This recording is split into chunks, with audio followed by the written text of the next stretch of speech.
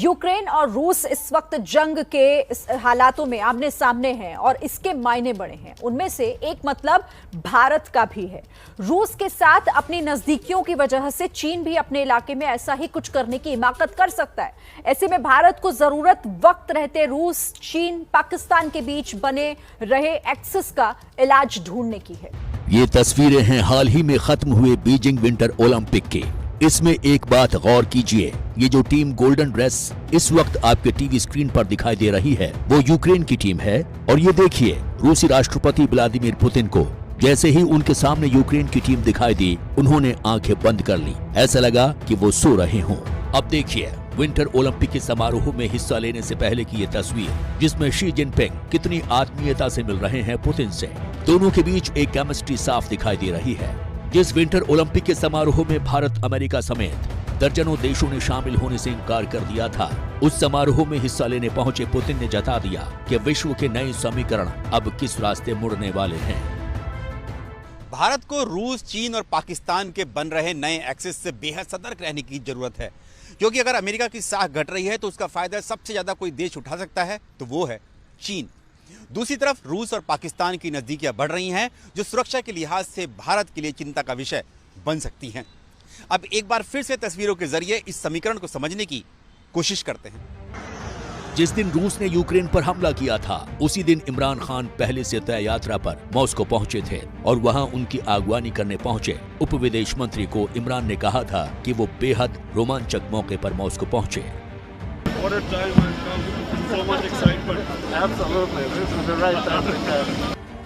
इमरान के बयान का मतलब है बहुत बड़ी संवेदनहीनता। मतलब जिस वक्त रूस ने यूक्रेन पर हमला किया था, वो दिन इमरान के लिए रोमांचक दिन था। उनकी इस बोली की अपने घर में ही काफी शिकायत हुई और बाहर तो हुई ही।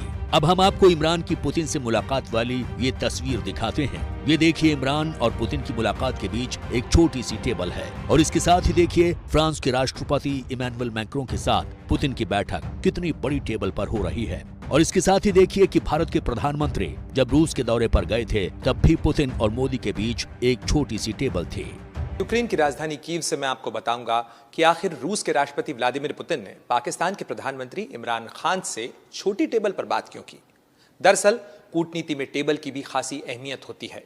बड़ी टेबल का इस्तेमाल अक्सर औपचारिक वार्ताओं के लिए, बड़ी घोषणाओं या संधियों के लिए किया जाता है, लेकिन छोटी टेबल पर अगर दो नेता बातचीत करते नजर आते हैं तो कहीं न कहीं वो नजदीकी या करीबी दिखाने की कोशिश करते हैं। जाहिर तौर पर अगर रूस पाकिस्तान से अपनी नजदीकी दिखाने की कोशिश कर रहा है तो ये भारत के लिए भी संदेश है, और संदेश चिंता बढ़ाने वाला जरूर है।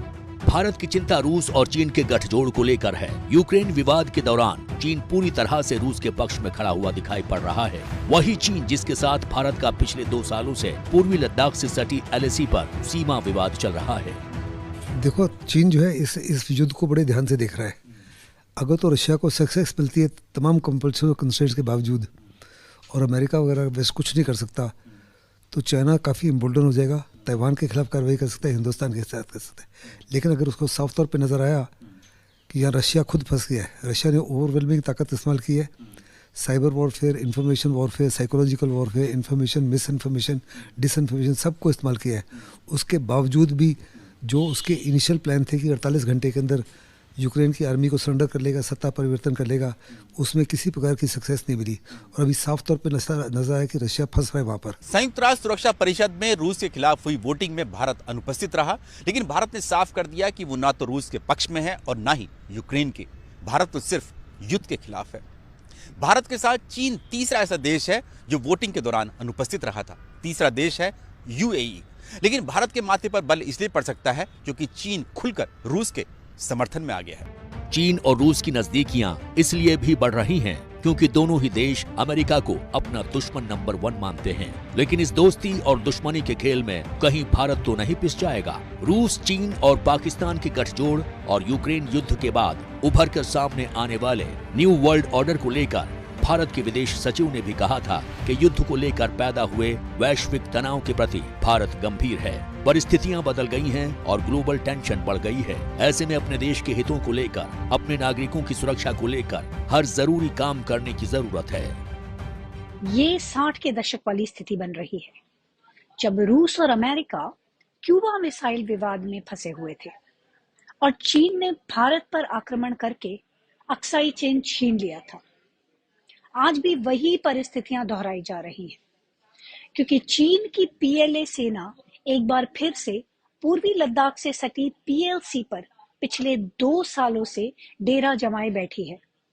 माना जा रहा है कि चीन के 50,000 से भी ज्यादा सैनिक और बड़ी संख्या में टैंक, तोप, मिसाइल और लड़ाकू विमान पूर्वी लद्दाख के दूसरी तरफ चीन सीमा में मौजूद हैं। चीन का मैंने जैसे कहा असर तो पड़ सकता है अगर रशिया को जीत होती है तो। अगर रशिया वहाँ जीतता नहीं और फंस जाता है, अगर आपको याद होगा तो अफगानिस्तान में जब आया था सोवियत यूनियन तो 48 आवर्स में उन्होंने पूरे अफगानिस्तान के ऊपर कब्जा कर दिया था। लेकिन 9 साल के बाद में क्या हुआ? रशिया हारा, वियतनाम में अमेरिका हारा, इराक में अमेरिका हारा, अफगानिस्तान में अमेरिका हारा। सेकेंड वर्ल्ड वॉर के बाद कोई भी सुपर पावर किसी छोटे नेशन को भी नहीं हरा पाया। खास करके जब उसको बाकियों का सपोर्ट हो, मॉरल सपोर्ट हो, उसको फाइनेंशियल सपोर्ट है और उसको हर प्रकार का असला और वेपन्स मिल रहे हैं वेस्टर्न वर्ल्ड से। हमको तो इस माफी का कुछ नहीं चाहिए। वी आर स्ट्रॉन्ग इनफ और we have now a stable base of our own. उसके बावजूद अगर चीन फिर भी पंगा हमसे लेता है तो मेरे को लगता है ज़बरदस्त भूल होगी उसकी।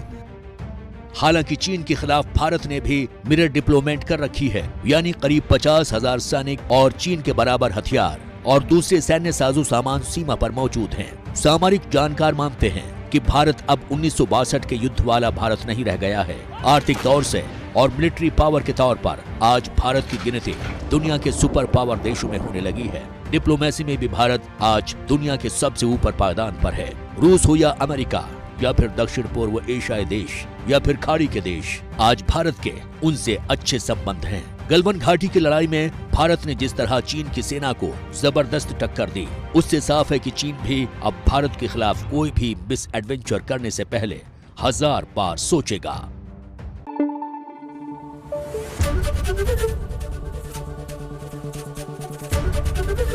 एबीपी न्यूज आपको रखे आगे।